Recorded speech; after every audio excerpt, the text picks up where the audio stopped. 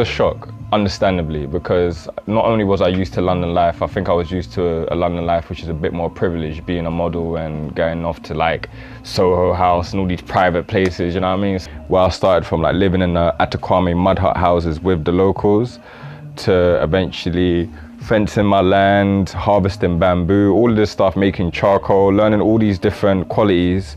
And then I eventually came to what we're at now, which generally, when you meet the happy people, Ghana is joy. Like sometimes you sit there and you're like, how can life be this chill? Do you know what I mean?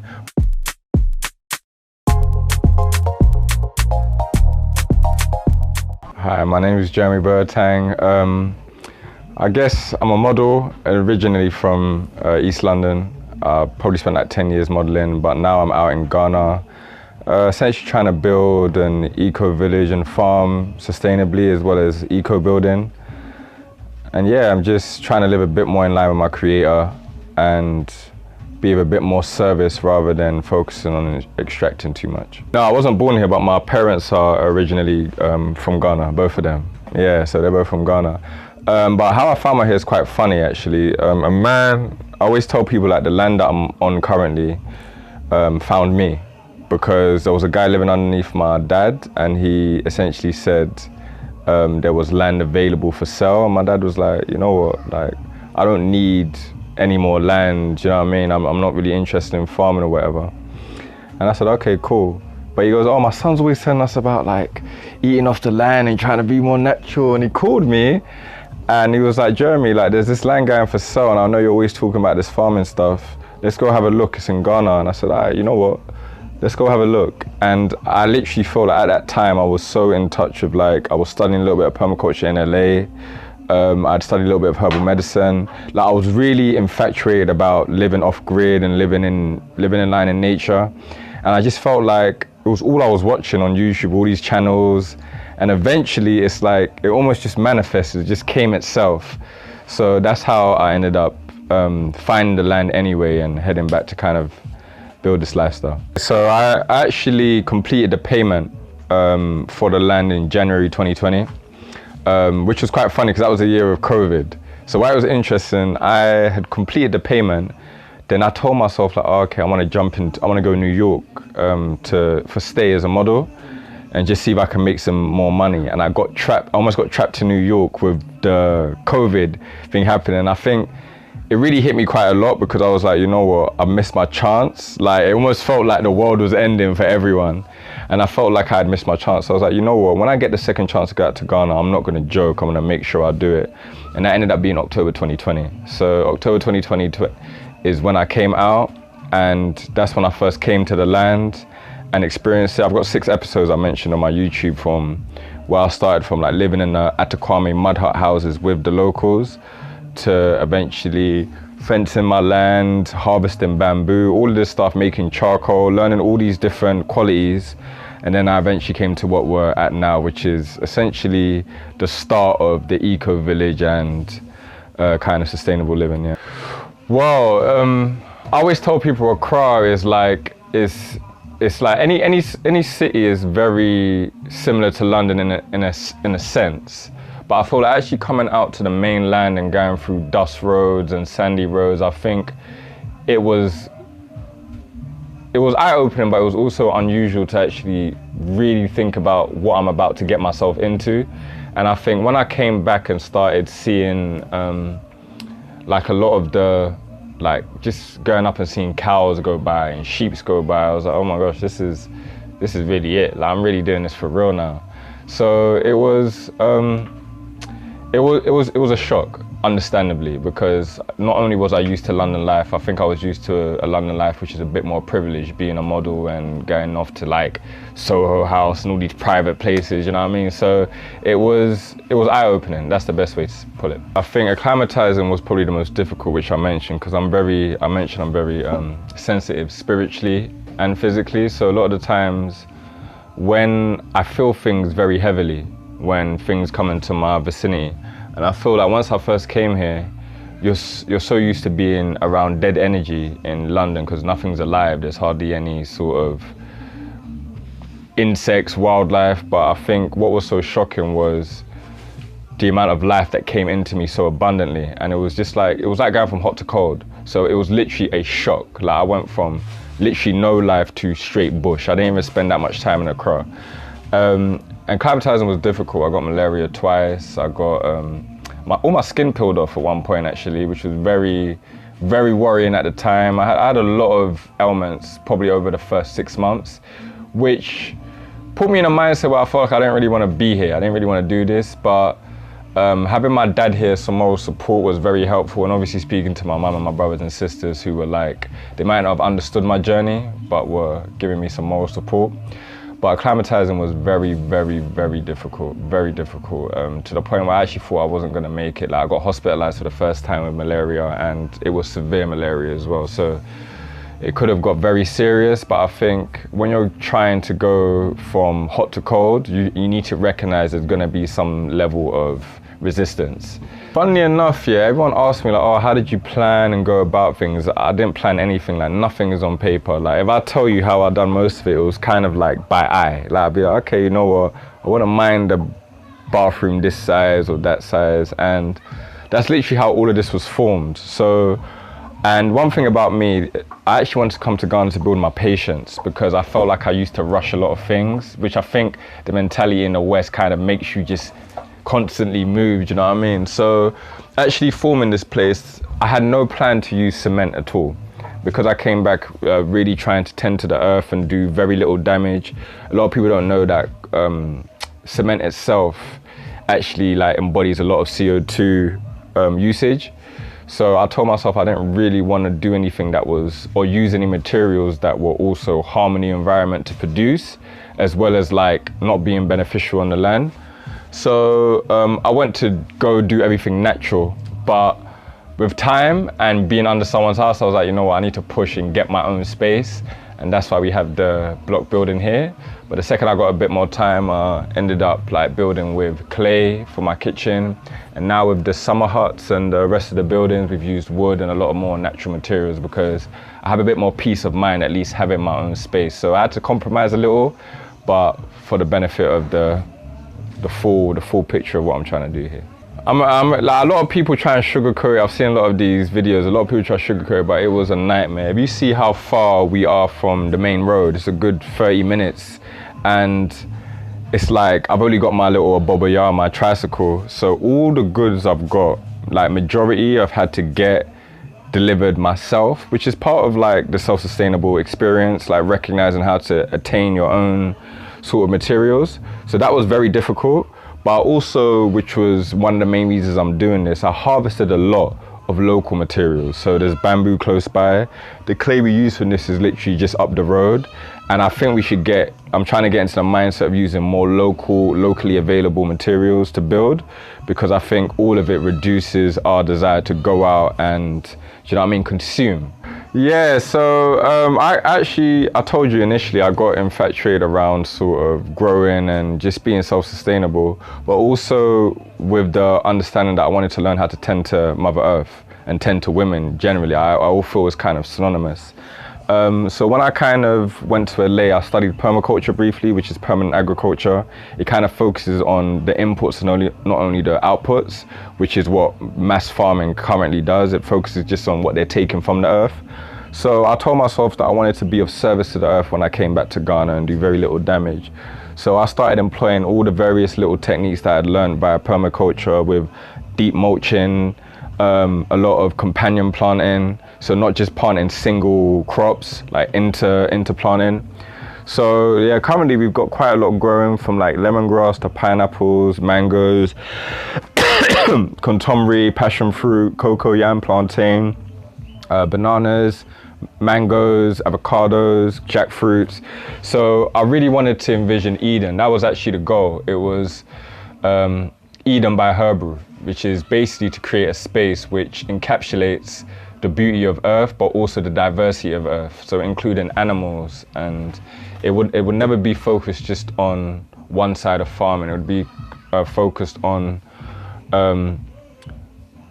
ensuring that I still keep the fertility of the land high, as well as taking what I need from the earth. So this basically getting what I need from the earth, doing very little damage. I truly do believe, like, the foundation of all of this, which is my spirituality, which I would say was from the Bible. I've mentioned earlier that I believe the Bible and Christianity are two very different things. The Bible is a book, and Christianity is a doctrine or an understanding created by man, taken from the book. And you see various pastors and people with their own intentions and ideologies look to essentially use the book to get what they want. And I always tell people water can quench thirst or drown them, depending on intention.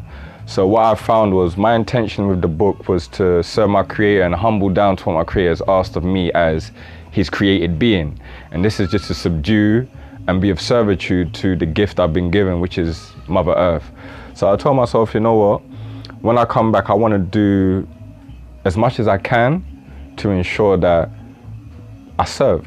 I actually focus on my inputs to determine what I get to determine my outputs. So that's really what was the basis of me coming here and doing what I'm doing. Immensely different, but what I've realized is freedom ain't free. So sometimes you might feel like, oh, I'm not in the 9-to-5 rat race, I'm not doing this or whatever, but the balance of it is that so much is done for you via services that you no longer have to do those things. Like, you don't even have to cook anymore because there's Uber Eats, Deliveroo. But what I feel has benefited me is that I've always wanted to regain the strength that I think we have as human beings innately. And I think that means actually using your body. I feel like what's happening in society now, so many machines are taking the role of man. And I feel like we don't realize that even though things are being done more efficiently, subconsciously it's actually taking away our power. And I've always mentioned to you about electricity is that I think we were a lot more connected in ancient times as people because we had less of our information and our ways of working outside of us. We were more tapped in and in tune, and I feel like this is what I've tried to do now. I've tried to ground myself and come back to nature in a way where it's like I'm cooking now more often because I have to. And when you put yourself in situations where you have to do something, you recognize that, okay, if I want a really tasty meal, I've got to make sure I learn to cook and learn to cook well, or I'm not going to get the same benefits of this life as I would have in the West. So I think the main thing I've learned is that I've had to basically make do and be in control of everything I want in this land. If I want to make sure that I want to live sustainably, or I want clean water, I've got to filter the water. I've got to make sure that the fertilizers that I put in are all natural fertilizers if I want to make sure that the external that I'm getting is adding to my body. So it's a lot of responsibility, which I think is different to the West. But the responsibility makes you feel a lot more confident about living because you know that you know what's gone into your food. You know what's gone into the process of it. You ain't got to be mindful if this company is telling the truth about what's going into their product. So there's a lot of confidence that comes with it at the end, but it's a very tiring method, and you recognize that in nature, community is everything. Yeah. So it's so easy to live alone in the Western world, but when you're trying to live this life, like processing this and doing that, it can be very difficult without a team, which is why I'm trying to build the Eco-Village and make it a collective community-based project. So that's the basis of this was trying to return to living in line with our creator rather than our current way, which I believe is constantly going against our creator and our ways of being. And this is what the whole idea has come about. I just saw a lot of people in London I'd be speaking to with various different issues, and I found that the basis of the issues were actually just the lifestyle we were living. And I talked to a lot of people who were vitamin D deficient, a lot of melanated people who were vitamin D deficient, and my mind was getting to the point where I realized that we're trying to make sense and mold the world around us that actually doesn't make sense. So sometimes in my mind, it makes me feel like maybe the best thing to do is actually to go backwards, actually to recognize I don't know as much and start reducing my level of knowledge and start humbling to what actually is. So this is what birthed this whole idea of creating a space where we could live in line with nature, live self-sustainably, but do very little damage, but still get all the benefits and perks of our lifestyle, reducing vanity and reducing more and increasing substance and more purposefulness, so that we can just feel a bit more fulfilled in life. So that was the whole basis of this this whole idea, and I actually believe that nature is where we're going to get most of our fulfillment.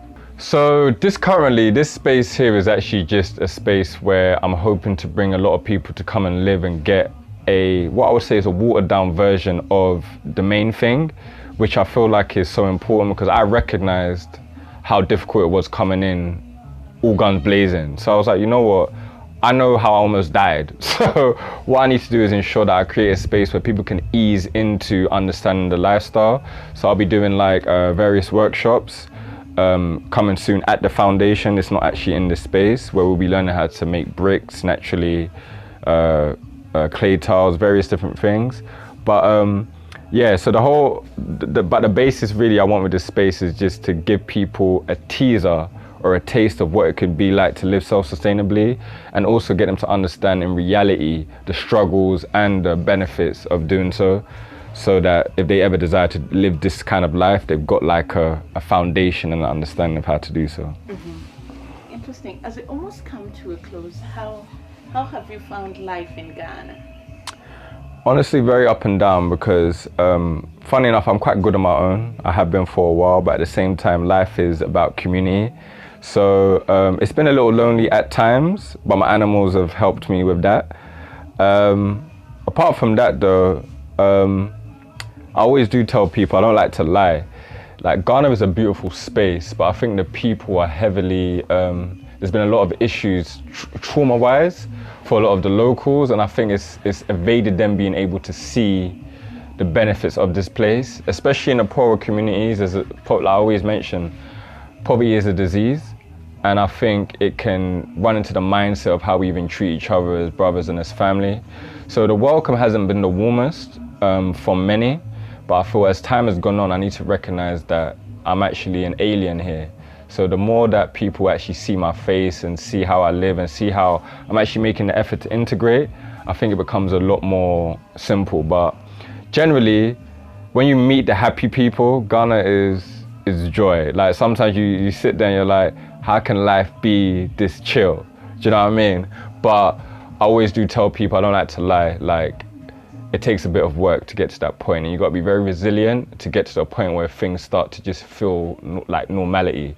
To come in and just feel like you want everything as you wish, I think is just you're dreaming essentially. So yeah, it takes some time, but we're getting there. Have you done a little bit of traveling in life? Here in Ghana? Yeah, I've done a little bit. I went to the Volta region, and I went to actually a space there called Meet Me There. I don't know if you've heard of it. Yeah, it's really nice. And I think I needed to see that there was other people trying to do similar things. They're doing something that's quite cool. So that was very helpful in making me realize that what I wanted to do was possible. However, not heavily. I went to Kumasi because that's where my mother is originally from, and a place called Kintampo, which is like the center of Ghana. And Cape Coast, I went to Farmer's Day there actually. I haven't been to none of the castles or anything, but I went to a Farmer's Day to just see the climate of like farming out here and what people are growing and stuff like that. But that's pretty much been it. Cape Coast, Kumasi, and Volta region. For anyone who's thinking of coming to Ghana and living the off-grid life, as somebody who's tried it before, what kind of advice would you give them? Okay, first thing I'll say is make sure monetarily you're good. And the reason why I say that is because if you haven't got the ability to kind of wind down, it can become very problematic. So what I would say to people is have enough money to be out here realistically for like a year, 2 years. Then I would say in regards to coming off grid, like there can be so many issues with even land purchasing that you want to make sure that everything is legit. You have a surveyor that makes sure that the land is correct. But I'd also say just take your time. A lot of people come in here with interesting intentions and trying to make friends and just not actually being themselves, just really trying to be whoever they can be to attract what they want. But I feel to get the realisticness of this place, you need to take your time with the place and just adjust and grow into it. And just don't rush, but be very resilient and recognize you are coming into a completely different environment that it's nature. The same way nature grows just as fast, it destroys things just as fast. Like these are the conditions. So it's the same thing with the climate of the people. Take your time, try and really resonate with the space, and just don't give up. Yeah. Don't give up. finally, how can people connect with you? Okay, so I'm on Instagram as Jeza Yisrael, so Jezzaysrael. That's my personal page. But the actual page for the space is called Herbrew, which is HERBRUU. And I've started posting a bit on TikTok as well, but you'd have all that information on my Instagram, so you can find me there. I also have a website, which is a bit off topic as a musician, where it's called The Excursion, which is essentially a journey with more than one person, and I created it a while back. So you can follow a lot of my music journey there, as well as a lot of what I'm trying to do via www.theexcursion, THEEZZCURSION.com. Okay, thank you. Cheers. That was